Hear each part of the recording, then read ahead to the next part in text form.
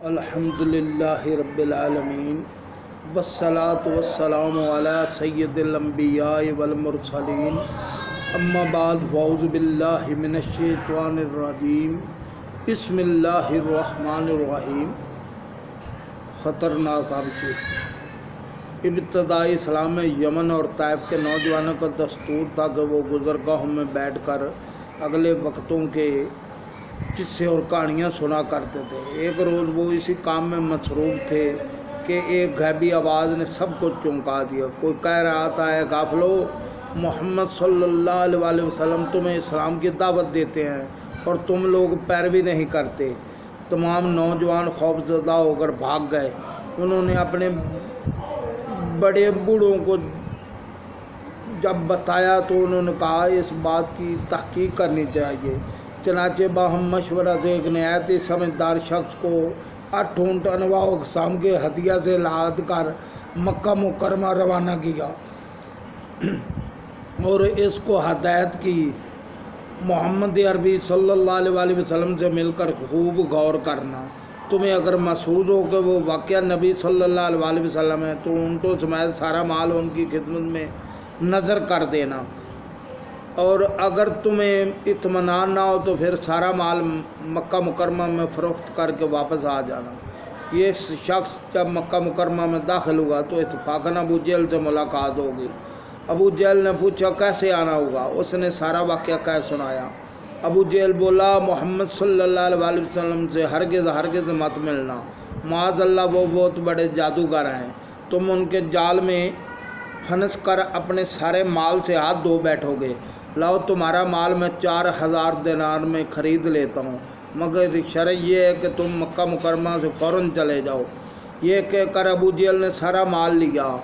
نووارد نے مال تو ابو جہل کے حوالے کر دیا، لیکن سرکار صلی اللہ علیہ وسلم سے ملاقات کا شوق بڑھتا گیا۔ وہ مکہ مکرمہ میں پھر رہا تھا کہ خوش قسمتی سے اس کی ملاقات حضرت مولا علی کرم اللہ وجہ الکریم سے ہوگی۔ اس نے سرکار صلی اللہ علیہ وسلم کے بارے میں سوال کیا۔ آپ صلی اللہ علیہ وسلم نے نہایت ہی پیارے الفاظ میں سرکار صلی اللہ علیہ وسلم کا تعارف پیش کرتے ہوئے فرمایا کہ آپ ملنا پسند کریں گے؟ انہوں نے بتایا، اس لیے مکہ مکرمہ آیا ہوں۔ چنانچہ حضرت مولا علی کرم اللہ وجہ الکریم اس کو بارگاہ رسالت صلی اللہ علیہ وسلم میں لے آئے۔ اللہ کے محبوب جنائے غیوب صلی اللہ علیہ وسلم نے عجب نبی کو دیکھتے فرمایا، اپنی رودات تم سناؤ گے یا میں سناؤں؟ عرض کی، آپ ہی ارشاد فرمائیں۔ سرکار صلی اللہ علیہ وسلم نے ابتدائے صبر سے لے کر اپنی بارگاہ تک رسائی کے تمام واقعات بلا کام و کاست بتا دیے۔ وہ بے ساختہ پکار اٹھا، لا الہ الا اللہ محمد الرسول اللہ صلی اللہ علیہ وسلم۔ سرکار صلی اللہ علیہ وسلم نے فرمایا، ساتھ چلو تاکہ تمہارا مال ابو جہل سے واپس حاصل کر لیا جائے۔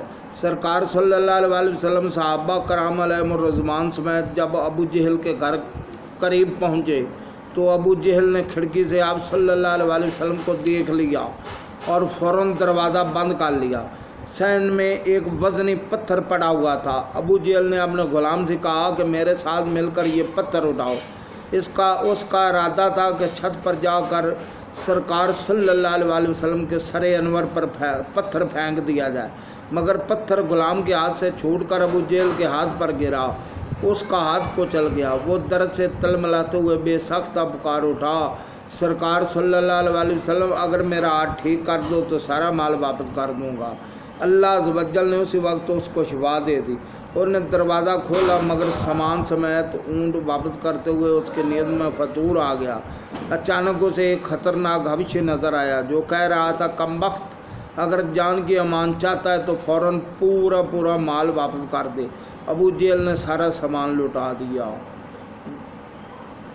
یہاں پر اس بیان شریف کا اختتام کرتے ہیں اور اللہ رب العزت سے دعا کرتے ہیں کہ اللہ تبارک تعالیٰ حق اور سچ بیان کرنے کی توفیق عطا فرمائے۔ اللہ تبارک تعالیٰ آپ کے مال و جان میں اضافہ فرمائے۔ اللہ تعالیٰ آپ کی تمام مشکلیں آسان فرمائے۔